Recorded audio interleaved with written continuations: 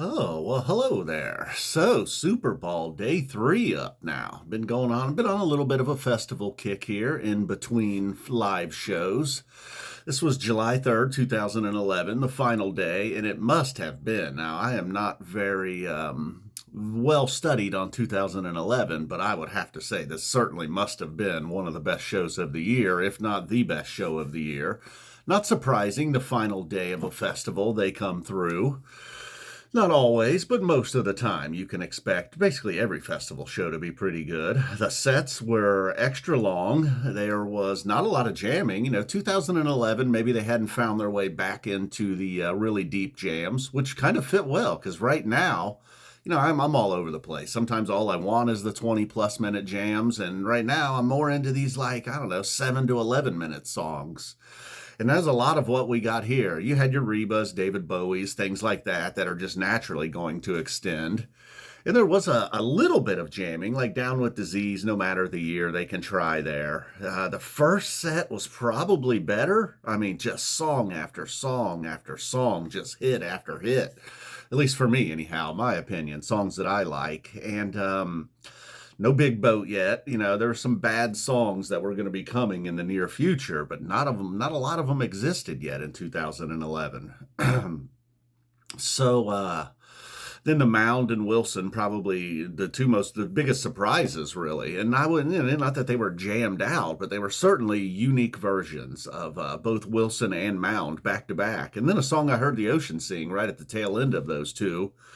So, like, they were just warming up a little bit, and then they get down to business about an hour into the set. And that's when the Mound and Wilson hits, and then there's a Reba with a proper whistle. You got to have the whistle at a festival with Reba. And then they played around a little bit post-whistle, working their way over into David Bowie. Time Loves a Hero also in there. What were some of the other first set songs? Do I got it here? See, I don't think I have it pulled up on either. I do not. So then you get into the second set, and again, it was like nothing major outside of that Down with Disease. I don't even know if I would call that major. I think it was around 12 and a half minutes. And not necessarily the greatest either. Not a ton happening there. Then we get into No Quarter. The end of Down with Disease, I believe, slowly made its way into No Quarter. A Party Time had a pretty wicked Jean-Pierre tease in the middle of Party Time from Trey, one of his favorite songs to tease. I don't even know if it's really considered a tease. I just think it's like in his guitar playing arsenal. If he's anywhere near it, he's going to play that. Oh yeah, the AC/DC cover, Big Balls, the one and only time Big Balls was played, I believe. Certainly the first, oh yeah, an excellent Gotta Jibboo. They had the Ghost Gotta Jibboo back to back was just prime Phish there in the second set. Waves, What's the Use, maybe Meatstick trying to bring the place back up, Stealing Time from the Faulty Plan. I guess just a sign that this is all coming to an end. Star Spangled Banner, July 3rd, got a Star Spangled Banner back in 2011. First tube, encore. So, really, it was the first set. Oh, and it also started with Soul Shakedown, AC/DC Bag the Curtain. If you've never heard it or if you haven't listened to it in a while, July 3rd, 2011, the final day of the festival. What will we get a bust out here? Oh, the first Mockingbird with a narration since September 30th, 2000. The Mockingbird was a little, especially the takeoff. That beginning is supposed to, Trey's playing his guitar, and you're supposed to just imagine and hear a bird flying. It was not the smoothest. Part of the reason I would say Col Forbin and Mockingbird doesn't get a lot of stage time. That is just the one, even, although I'd like to hear it now. I'd like to hear a 24-25 Phish try to pull off a Mockingbird. What was that New Year's Eve one like?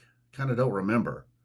This one was, it's always going to be cool to hear those songs. They're two of my favorite songs. Not songs that I ever particularly expect them to play. And then Light. This was, I don't want to say this was the heyday of Light, but this was certainly Light as it was starting to grow.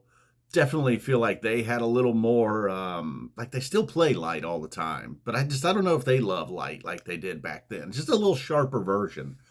Still like everything was still there and it is still now, but just felt like this was more a, I don't know what I'm trying to say here. It's just like they cared more about, like, I don't even know why they still play it, because now sometimes they play it like they don't even care about the song and not a lot's happening. It's just like sometimes, a lot of times, more often than not now, it's just sort of filler late in the second set. And that is where it stood right here, but this was certainly not filler. This was like a sort of a new song that they were proud of. They were like, hey, this kind of represents 3.0.